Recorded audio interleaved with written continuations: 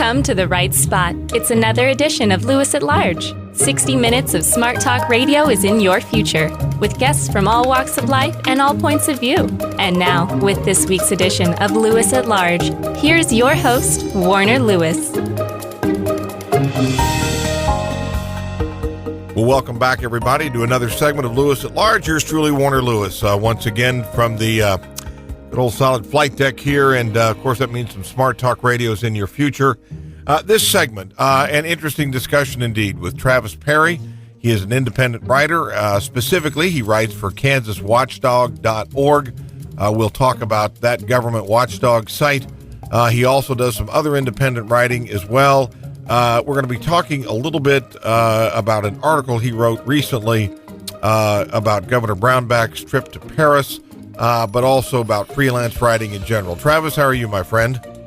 I'm doing just fine. How are you doing today? Well, we're good. Let's give our Lewis at Large listeners a little bit of background here. Tell us what KansasWatchdog.org is, what its mission is, and how you're connected. The way I usually like to describe it is that my job is keeping an eye on government and to report on government behaving badly. You know, I make sure I keep the politicians and the lawmakers in line and try and tell people whenever I find something that doesn't look quite right. What about, and again, undoubtedly, a part of this conversation will be political because we're talking about elected officials many times. But regardless, Republican governor, Democratic controlled legislature, Republican controlled legislature, it doesn't matter. Your mission is still the same. They're all politicians. I always assume that they're up to something.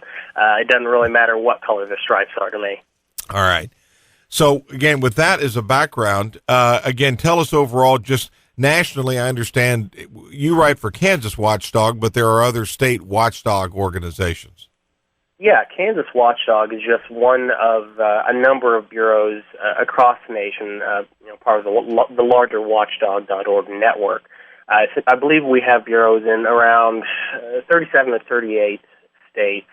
And like I said, Kansas is just one of those.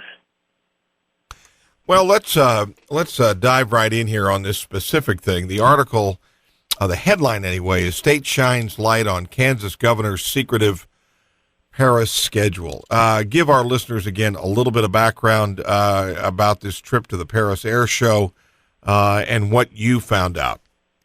Sure. This was a trip that Governor Brownback and a number of other state officials took around the middle of last month.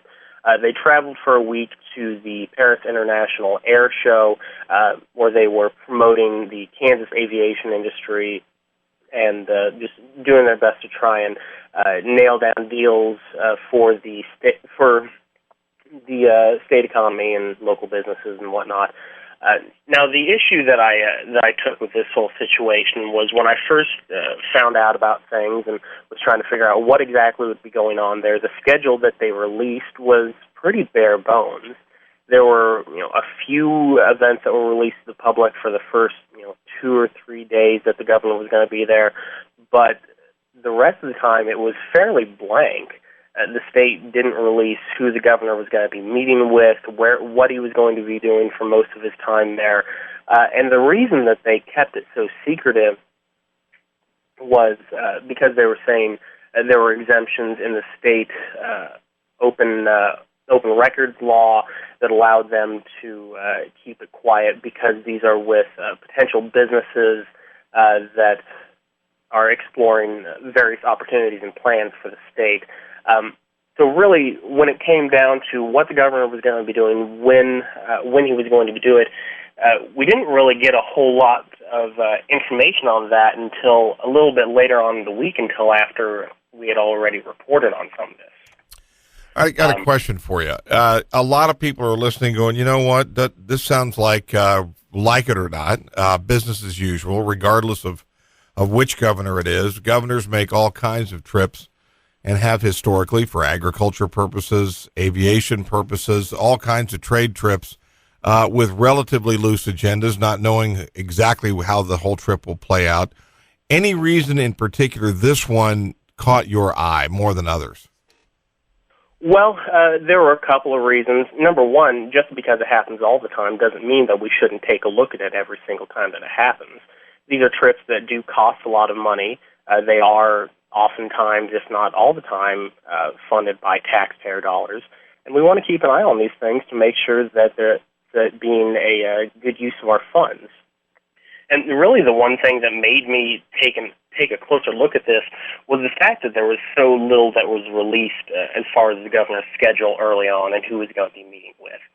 We later found out after a couple days and near the end of the trip that the governor had met with business officials from Airbus, Beechcraft, Boeing, Celex ES, Spirit Aerosystems, those types of organizations. But really, any time that a state official is going to be going somewhere spending large amounts of taxpayer money, it's something that we should always take a look at. Travis, again, just because it's done in the past or done by others doesn't necessarily make it right.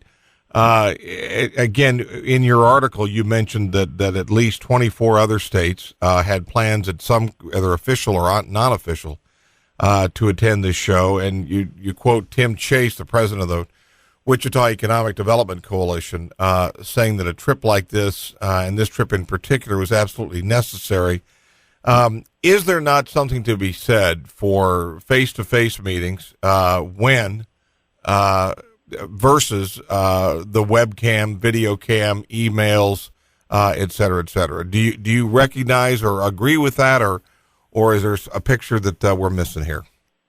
Well, I certainly realize that there's a value with face-to-face communication, but in a time when our governor is preaching fiscally sound policy and wanting to make sure that we're being good stewards of taxpayer funding, like I said, it's just a good idea to make sure we look at everything with a critical eye to make sure that it's being done responsibly and consider all the options. If this is something that the state feels is a good use of funds, that's fine. Then we want to make sure we take a look at it and have figures to back that up. When you, and again, before we go any further, again, we're talking to Travis Perry. He is a freelance writer, does quite a bit of research, and he works specifically as a contributor to KansasWatchdog.org, which is a bureau of a national watchdogs.org. Travis, when you do this kind of research, they probably, I would think by now, regardless of the government agency, kind of see you coming. Is it like pulling teeth to get information, or are agencies and individuals fairly forthcoming? It kind of depends on what kind of information I'm looking for and who I'm talking to. By and large, most state officials and state employees I interact with are fairly easy to work with. They usually try and get me the information that I'm seeking. They act in good faith. Occasionally, stuff does get a little tangled from time to time, and I have to remind some folks of the various options afforded to me under state law and open records law and such, but it's usually not too terribly bad. I can usually just fire off an email, ask a few quick questions, tell them exactly what I'm looking for, and it's not too hard to get a hold of the data. Steve, when you, and again, I know part of your job is, in fact, to do research, to stir the drink, try to at least, if nothing else, shine a light big time on things that, frankly, the average citizen in their day-to-day life and the day-to-day press is probably not going to spend a lot of time on until there is someone like you that breaks a story. I'm curious as to, do you do any other writing besides this kind of investigative reporting?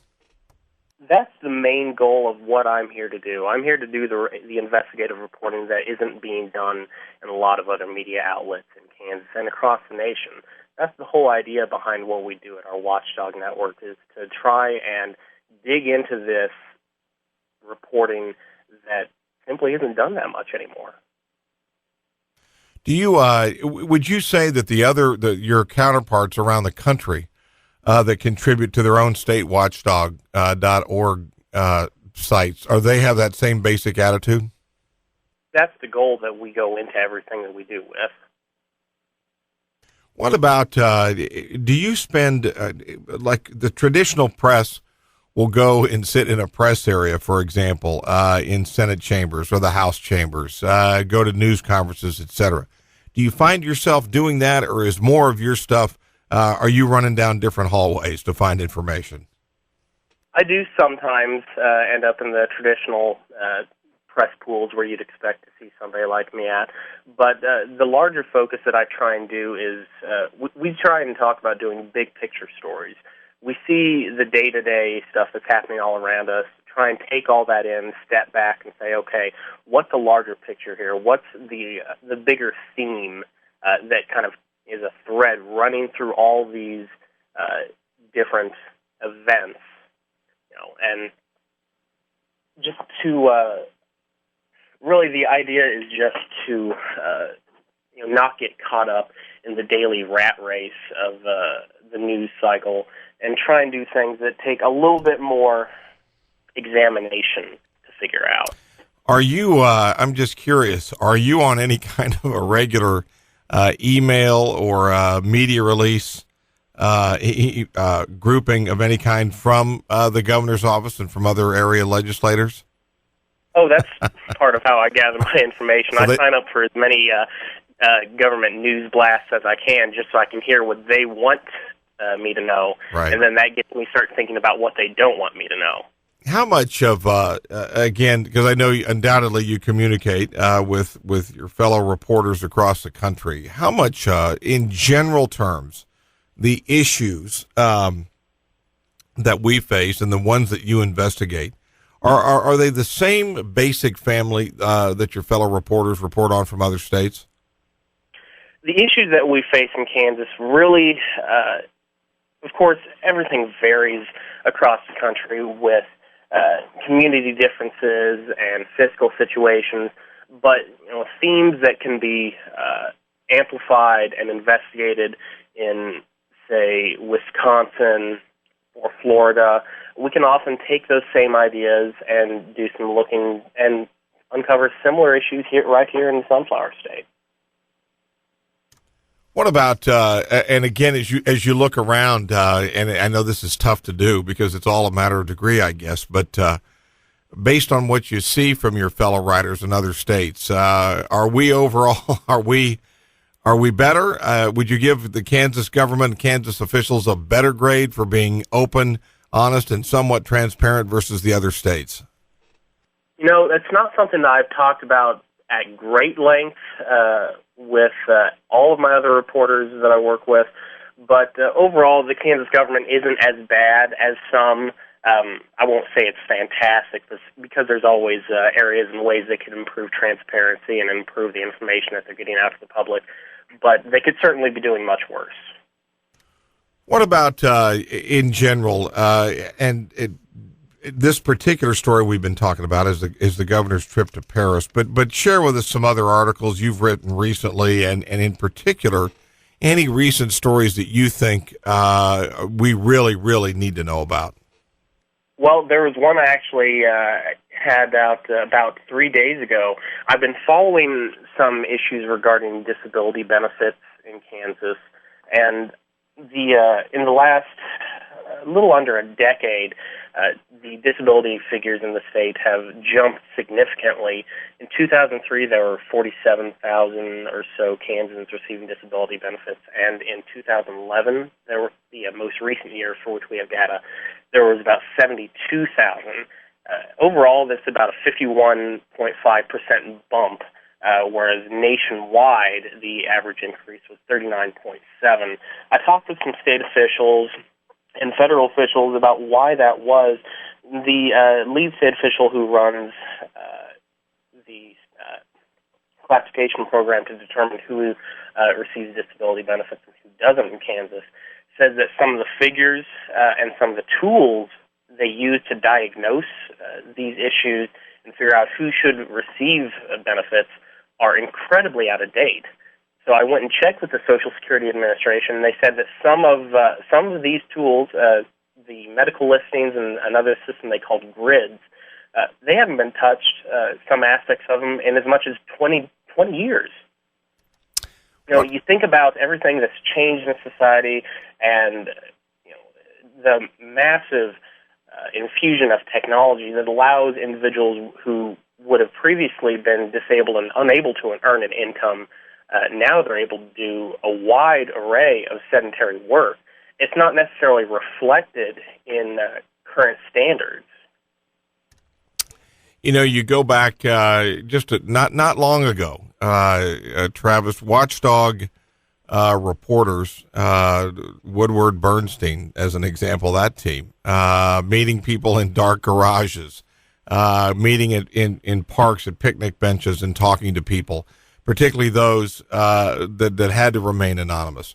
What when you do it, I assume a lot of it is email, a lot of it is of a wide variety of ways electronically and cell phones. Do you do much face-to-face stuff anymore? Occasionally. I do a lot of face-to-face when the legislature is in session. That's usually when I find myself driving up to Topeka more often than not. However, by and large, I'm able to do most of my work electronically, get a hold of people via email, phone. Sometimes it's over social media, if that's the best way.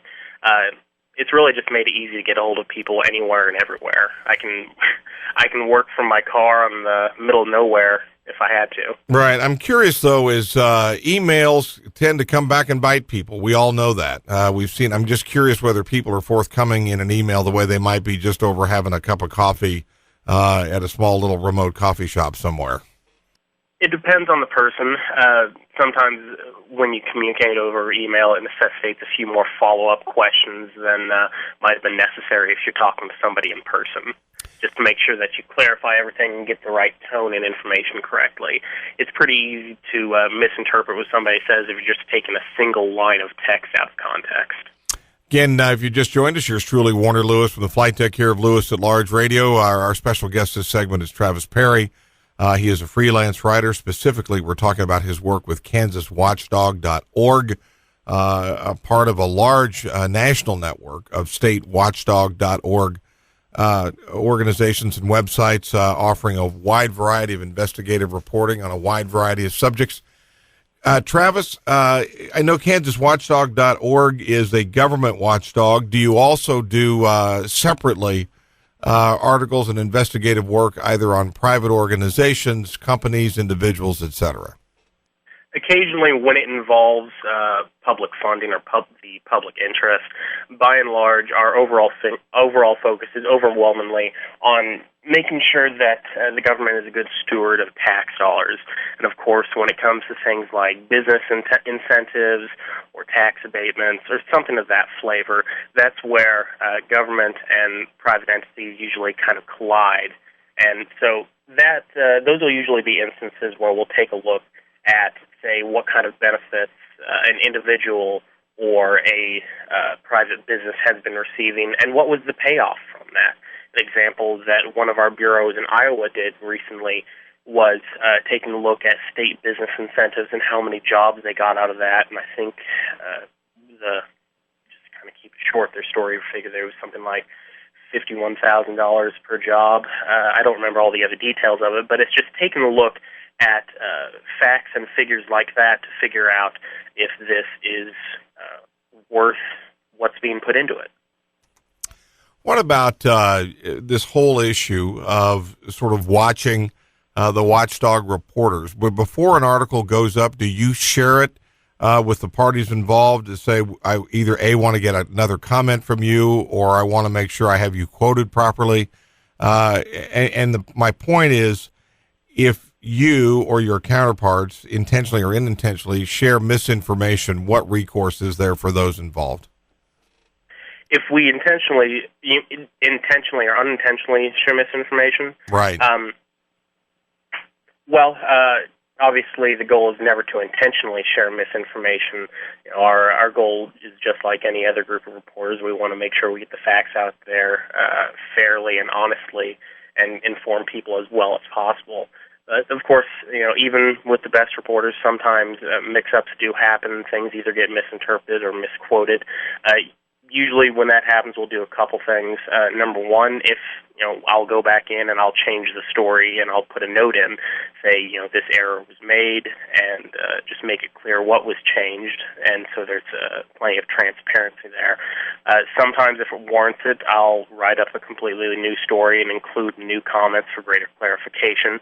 An example of that was about a week or two ago. I was talking with representatives from Siemens. They, of course, have a wind turbine plant down in Hutchinson, and we were talking about the wind energy tax credit, which is set to expire again at the end of this year. And the comments that I got from Siemens basically stated that they were looking forward to a subsidy-free future for wind power, and they wanted tax policy and reform changes to help make that happen. I read that. I put in my story that they were calling for an end to subsidies and a progression for the wind industry to move off of government support. I got an email a few days later saying, no, that wasn't what they intended to say. I then put up another post clarifying their remarks and put a note in my previous article to make sure that I directed people to the new information. Well, it is an interesting subject indeed. The world must feel like your oyster from time to time. You do have a lot of resources. Travis, we start to kind of wind down here a little bit. Any particular area of government, any particular story or meetings or anything that Kansans should be more aware of and start keeping a watchful eye towards, let's say just between now and the end of the year? Between now and the end of the year, things that Kansans should keep out for, there's nothing that's jumping straight to the forefront of my mind.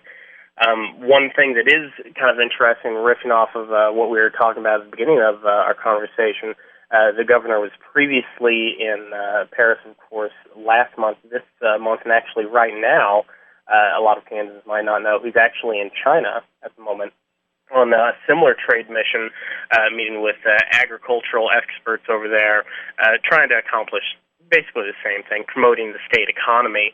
I've got an open records request out for the costs associated with that. I believe that trip is going to run somewhere around the neighborhood of probably $30,000 to $35,000 by the time the governor gets back on, I believe, Sunday is when he's slated to return. And as far as any other stories I think are going to be interesting to keep an eye on, I will say the new state law permitting concealed carry in public buildings, that's going to be really interesting to watch how that shakes out, mainly because there are a number of Kansas communities and government entities that have requested a 6-month exemption from the law. That expires at the end of this year. When that time comes, these people are going to have to make a choice.